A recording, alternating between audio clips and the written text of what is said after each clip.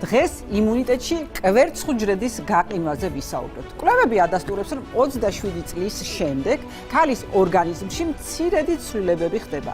35 წლის შემდეგ კი მისი რეპროდუქციული ფუნქცია მკვეთრად მცირდება. შესაბამისად, გვიანდელ ასაკში ქალი ვეღარ შეძლებს ჯანმრთელი კვერცხუჯრედის ან საერთოდ კვერცხუჯრედის პროდუცირებას. ეს კი შეიძლება უშვილობის მიზეზი გახდეს.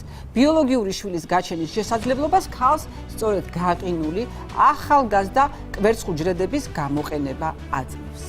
დღევანდელ სამყაროში ქალები უფრო ხშირად ცდილობენ განსაკუთრებული ყურადღება დაუთმონ კარიერას, თვითგანვითარებას, მოგზაურობას. ამიტომ შვილის გაჩენას შედარებით გვიან ასაკში გეგმავენ. შესაბამისად, მოიმატა მოთხოვნამ კვერცხუჯრედების გაყინვაზე. და სწორედ ამიტომ ნინა დღეს ჩვენ ვსაუბრობთ შემდეგ თემებზე. რას ნიშნავს კვერცხუჯრედის გაყინვა? როდის ხდება საჭირო კვერცხუჯრედის გაყინვა? დაავადებები, რომლებიც ქალის რეპროდუქციული ფუნქციის ნაადრევ მოშლას იწვევს. ორსულობის შედეგები გაყინული კვერცხუჯრედების გამოყენებით.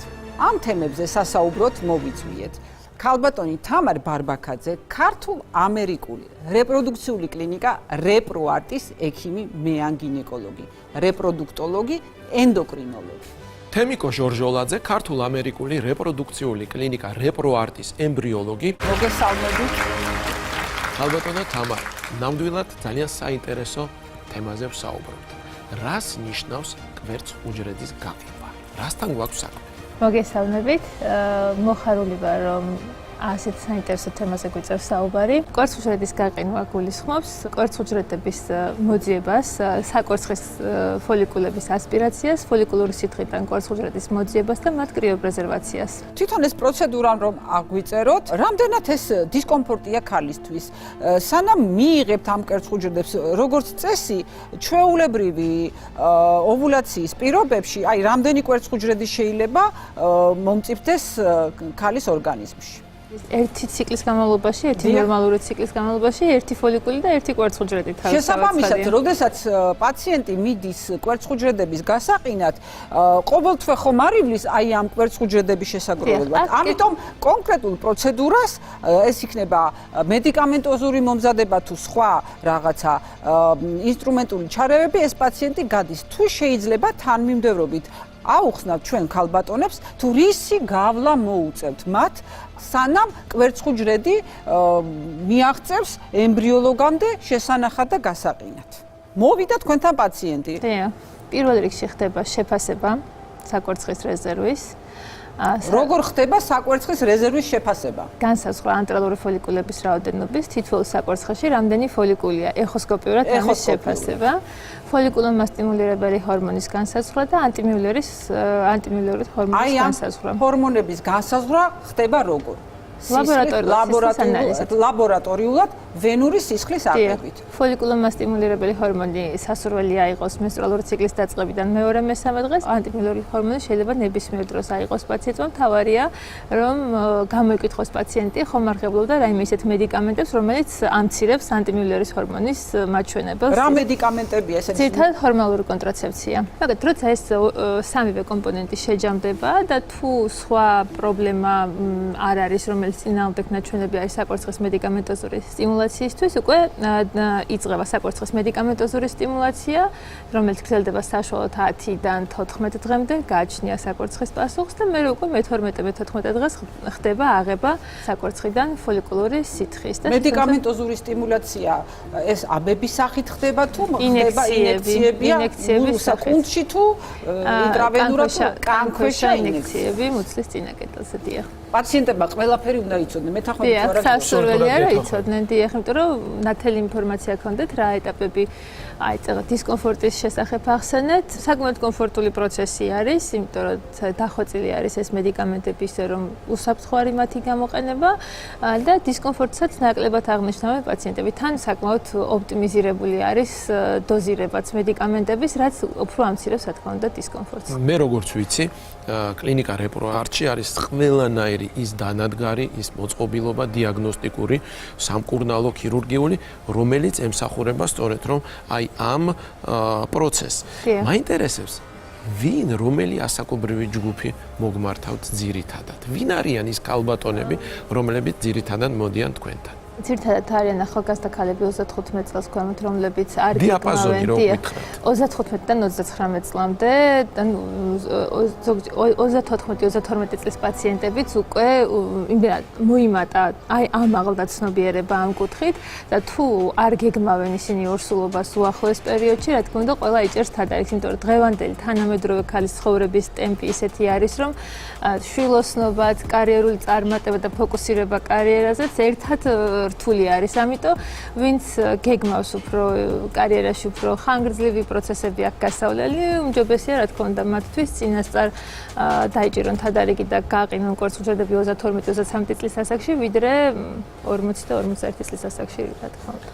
გარდა ასაკისა, ვთქვათ, რა დაავადებებს შეიძლება ჰქონდეს ადგილი, რომელიც მოითხოვს კვერცხუჯრედის გაყინვას? წინასწარ, როდესაც პაციენტს აქვს ონკოლოგიური დაავადება მაგალითად და ამ ონკოლოგიური დაავადების საწინააღმდეგოდ რაიმე მკურნალობას იწყებს, მაგალითად ქიმიოთერაპია, სქემური თერაპიის დროს, როდესაც შეიძლება ფოლიკულური აპარატის დაზიანება მოხდეს, ამ დროს უმჯობესია ხოლმე რომ გავყინოთ კვერცხუჯრედები წინასწარ. პაციენტს აქვს ონკოლოგიური დიაგნოზი. რამდენად არის მიზანშეწონილი მისთვის ფოლიკულურ მასტიმულირებელი თერაპიის ჩატარება, ანუ იმ პრეპარატების მიღება, რომელიც შედეგად გვაძლევს უფრო მეტი ფოლიკულის და უფრო მეტი კვერცხუჯრედის მიღებას. თხომ არ დააჩქარებს იმ ონკოლოგიურ პროცესს, რომელიც უკვე დაწყებულია მის ორგანიზმში. ეს მულტიდისციპლინური საკითხია და წყდება კონსილიუმის შედეგად, რომელშიც მონაწილეობს რა თქმა უნდა ონკოლოგი. და ერთად თანხმდება ეს მკურნალობის ტაქტიკა, იმიტომ რომ ზოგჯერ არიან პაციენტები, რომელსაც უბრალოდ მოცდის პერიოდიც არა აქვთ იმისა, რომ სტიმულაცია დაიწყო და თუნდაც ის 12 დღეც კი არა გვაქვს, რომ დაელოდოს პაციენტი ამ პროცესს და არამც თუ მედიკამენტების უსაფრთხოება, არამედ უბრალოდ ვერ იცდის მკურნალობის პროცესის დაწყება, ბევრად უფრო სწრაფად არის დაწყება აუცილებელი, ვიდრე სტიმულაცია და მთელი ამ პროცესების გავლა. ამიტომ ეს უკვე იქვე ხდება ნატურალურ ციკლში, რაც შესაძლებელი არის, რომ მაქსიმალურად მოხდეს აღება. რაც შეეხება ჰორმონდამოკიდებულ სიმსივნეებს, იქ უკვე ხდება ანტიესტროგენებით მკურნალობა, მედიკამენტები არის ეგეთი, რომელიც არ აპროგრესირებს ამ დაავადებას, ძირითად დაავადებას, ანუ ონკოლოგიურ დაავადებას და ხდება ანტიესტროგენებით სტიმულაცია. თუ არ არის ჰორმონდამოკიდებული, იქ უკვე შეზღუდული არ არის არც პაციენტი და არც ექიმი და თავისუფლად შესაძლებელია გაკეთდეს მედიკამენტოზური სტიმულაცია გონდოტროპინებით და მოხდეს მაქსიმალურად მეტი კვერცხუჯრედის გაყინვა. მამაკაცთან მიმართებაში რა თქმა უნდა ბევრად უფრო მარტივია. გარდა ქალის ჯანმრთელობის საკითხებს, როდესაც განვიხილავთ, არა? არის თუ არა ისეთი სიტუაციები, როდესაც ვთქვათ, წყვილის ჯანმრთელობაზე დგება საკითხი, რომ ორივე მხარე უნდა იყოს აუცილებლად კარგად გამოყრეული? კი, რა თქმა უნდა, მამაკაცის შემთხვევაშიც, როდესაც თავშოთ სპერმას ვყინავთ, მამაკაცის გამოკვლეული არის წინასწარ, მაგალითად ინფექციური გზით გადამდებ დაავადებებზე, სხვადასხვა დაავადებებზე, რა დროსაც წინასწარ უნდა ვიცოდეთ და ჩვენ შეგვიძლია გავაკეთოთ, თუმცა მამაკაც აი ხალისგან განსხვავებით, ბევრად მარტივ მამაკაც შეუძლია ყოველ დღე, ყოველგვარი მომზადების გარეშე ჩააბაროს სპერმა და გავყინოთ ეს სპერმა. გარდა ონკოლოგიური დაავადებებისა, გიორგი დამეთანხმებით, არის ძალიან მთელი რიგი ჩამონათვალი მემკვიდრული დაავადებების, რომელიც შეიძლება იყოს გამოვლენილი, მანიფესტირებული ეს დაავადება, პაციენტს აღენიშნებოდეს, ან კონდეს ეს რეცესიულ მდგომარეობაში, ანუ დაფარული და შეიძლება მეუღლესაც იგივე დაავადება ასევე დაფარული კონდეს და მათ კონდეს ძალიან მაღალი რისკი, რომ ეს გენეტიკური დაავადება მათ შვილში გამოვლინდეს.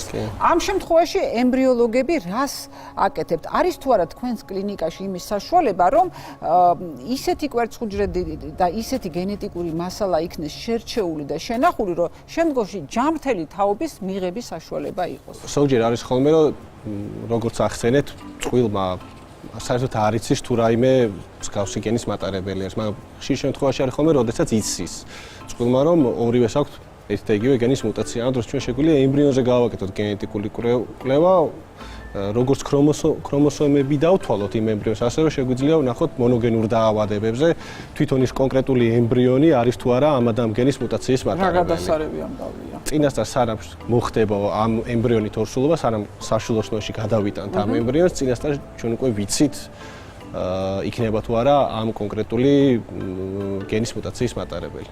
რა ტემპერატურაზე ინახავთ მასალას? -20, მასალას -80. ვინახავთ, კი, -196 არის თხევადი აზოტის ტემპერატურა არის და თხევად აზოტში ინახება გაყინული ბიოლოგიური მასალა. და რამდენ ხანს შეიძლება შენახოთ? თეორიულად უვადოდ ინახება, არ ჭირდება არც, ანუ შედარებით უსაფრთხო არის, იმიტომ რომ არ არის კვების წყარო არ ჭირდება, დენზე არ არის, არც გაზებზე რაღაც. ერთადერთი მთელი პრინციპი არის, რომ უნდა იყოს მუდმივად თხევად აზოტში.